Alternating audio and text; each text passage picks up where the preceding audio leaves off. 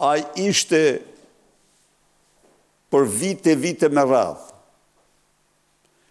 yll apo super yll i çfaqjes shout më të shikuar të vendit dhe në çdo rol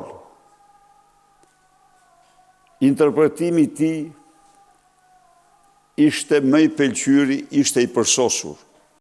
E ka fjalën për rolin e Edi Ramës dhe për aktorin që identifikohet me të. Florian Binaj mori më në fund mbështetjen jo të papritur të Selis Blu për vetë kandidimin e tij për Bashkinë e Tiranës. Por Berisha u mundua t'i zbe Binajt suksesin e tij më të madh. Si për kreu të Partisë Demokratike, Binaj i Portokallis nuk ishte më i suksesshëm se sa Binaj me kollare portokalli. Cili është problemi juaj?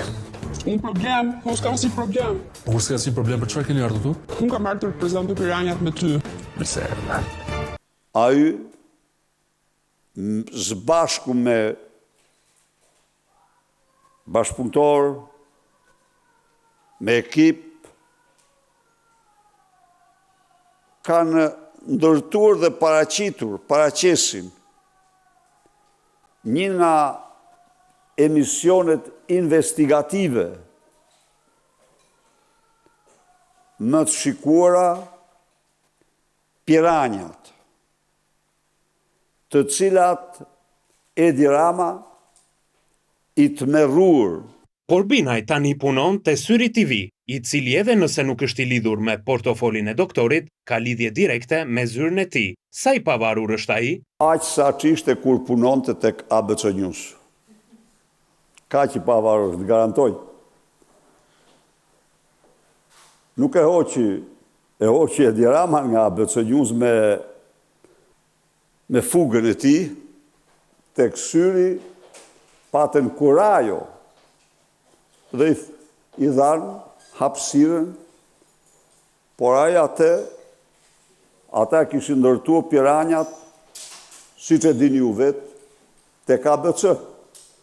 Po pse e përzuri Sokol Balla, jo Sokol Balla, Edi Rama. Në fakt, Edi Rama e konsideron shok Florian Binajn, aq shok sa i besoi atij edhe pjesë nga fushata e vitit 2013, që rrëzoi Sali Berishën. Kur unë hyra në Portokalli, ishte takimi i parë me kryetarin e sotshëm Partisë Socialiste dhe më dha një mandarinë, e cila besoj se më solli shumë fat. Prandaj unë sot i japi portokall.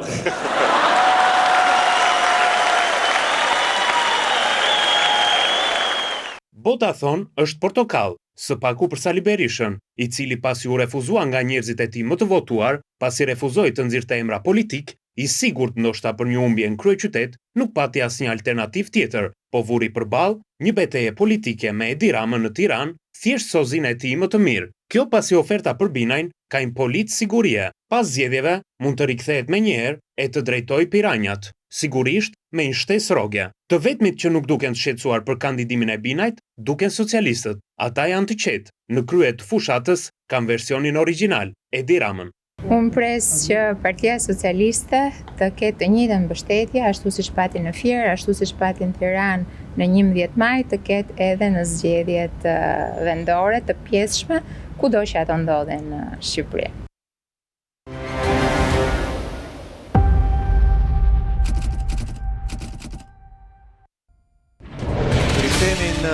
Rikthehemi pjesën e dytë me kronikën e kolegut tim Andon Kello, i cili na bashkohet në studio. Mbrëma Andon, faleminderit që mbrëma sot. E bërë Portokalli sot kronikën politike. Flogert Muça nga Lezo.al është me mua, sërish kënaqësi të kem Flogert. Merci, faleminderit. Në fakt strisha jon, edhe pak me humor, kuptohet se Flori është artiste, kupton humor, nga polici portokalliste e turpëroi doktorit. Pra ideja është në fund fare është Florian Binaj një kandidat i pavarur. Po sigurisht që jo. Dëgjoj. Ti e kishe thënë te editoriali dhe unë po të thoja para se të hynim që shumë pak mbeti për të thënë, sepse e kishe përshkruar në mënyrë perfekte edhe pjesën e parë se si doktori bën ato që bën, por dhe trukun që përdorën kur doli kandidati. Pra, doktori doli dhe tha, ne do mbështesim një të pavarur.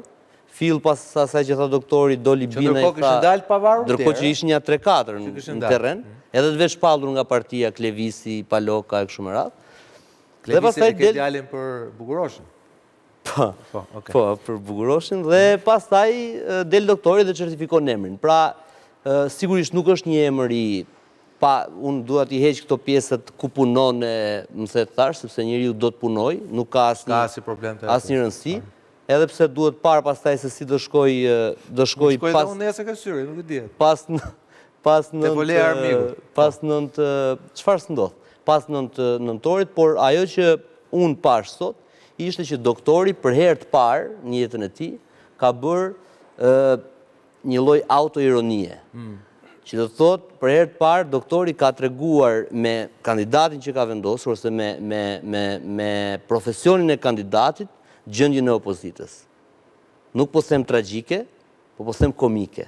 E ka kap gjysmë plot. E ka kap, domethënë për treguar se në çfarë gjendje është vetë. Ndoshta Freudi ka folur, nuk e di, por ka vendosur një komedian që nuk ka asnjë lidhje me momentumin politik që jemi për qenë kandidat për Bashkinë e Tiranës. Sidomos si kandidat i pavarur, që kërkonin partitë e tjera. Ndërkohë ka pasur një kundërshtim apo jo andon nga Partia Mundësia, e cila ishte e para që ullë negociata me Partinë Demokratike dhe ran dakord, apo si tha doktori, ran dakord që gjejmë ai kandidat pavarur. Dhe ajo e cila synonte më shumë Partia Mundësia, ka qenë deklarate Agron Shehajti, ish deputeti i Partisë Demokratike, po së fundmi, i cili ka deklaruar se Berisha me këtë vendim hodhi në erë gjithë procesin.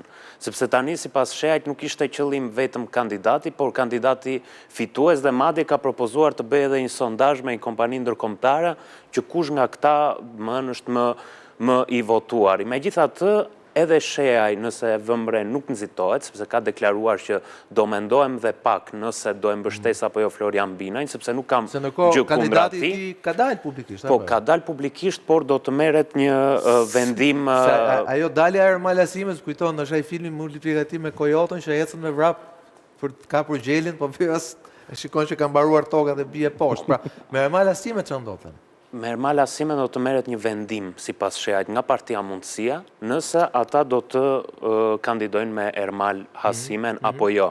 Sepse matematikisht nëse Agron Shehaj del me një kandidat më vete, pra Florian Binaj apo Partia Demokratike ka 20.000 vota të humbura, sepse ato janë 20.000 vota që dhe vetë Agron Shehaj pretendon se janë Partisë Demokratike, janë demokrat. Por edhe ajo se çfarë vjet re me kandidimin e Florian Binajt është fakti se të paktën nga aleatët organik, por edhe Lapajn, Berisha duket se i ka bindur. Pra edhe Partinë e Lirisë, edhe Partia Agrare Ambientaliste kanë dalë pro publikisht, por duket se direktiva e Berishës është më shumë tek demokratët, tek baza. Pra para se të merrej vendimi për Florian Binaj, Flamur Noka dhe Jorida Tabaku kanë shkuar tek dega numër 2, që është dega më e madhe në Tiranë, me më shumë votues, arsyet nuk dihen ende pse, nuk e sqaron kush, thjesht e vetëm t'i sqarojnë demokratëve aty, sepse vendosën të kandidojnë me një kandidat jo politik. Por edhe eksponent veçantë në Partinë Demokratike nuk po e mbështesin këtë vendimarrje të zotit Berisha. Po për çfarë? Për shembull, temi në opinioni gjër, patyshim është një figurë që temi nuk identifikohet direkt me Partinë Demokratike. Po, direkt, okej, po jo direkt. Ka kundër argumente. Për shembull, një argument është se Partia Demokratike ka plot figura. Pse duhet dalim jashtë saj, kur edhe rivali ynë Partia Socialiste e zgjedh një kandidat politik. Janë rikthyer statutit në fakt. Partia Socialiste kishte gjithë mundësitë të dilte me një kandidat jo politik. Thjesht e për ta provuar për shkak edhe të shifrave. Doli me një kandidat politik. Një argument i dytë është fakti që Florian Binaj vjen nga një themelimi një partie tjetër e cila